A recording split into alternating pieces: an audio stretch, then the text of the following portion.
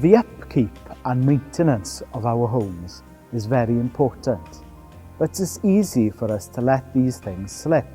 We might think that a little bit of water coming in is nothing, but the next thing we know, there's damp all through the home, and even some dry rot can come in and destroy all the floors.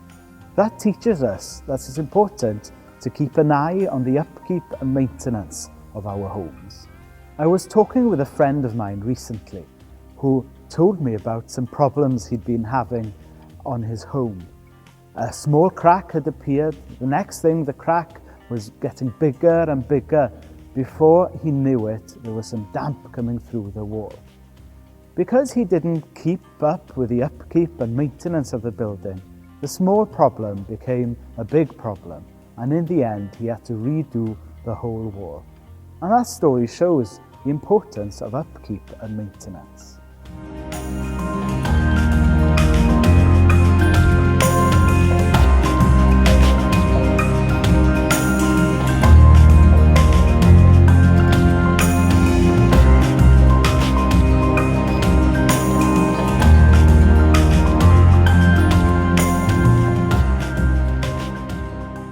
The book of Nehemiah is one of my favourite sections of the Bible.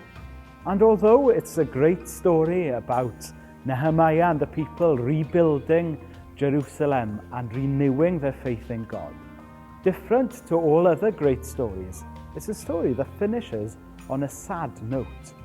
It tells us about the people have backtracked in their faith and they've let negative influences in and took their eye from their faith in God. Perhaps we can think of negative influences that perhaps can trip us in our faith.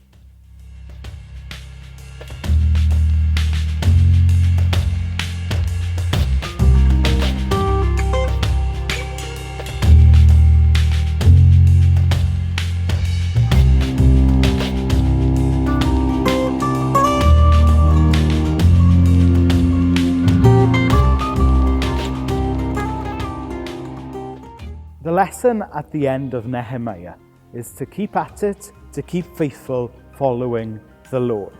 And Nehemiah teaches us what are the key ways to do that.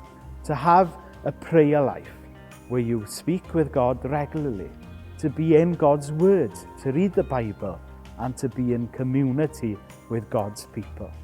I hope at the end of this series we have learnt lots of useful lessons from Nehemiah, seeing how he reinvigorated the work in Jerusalem and how we can bring life back to our churches. I hope the time has come for us to see that we can be the Nehemiah of our day.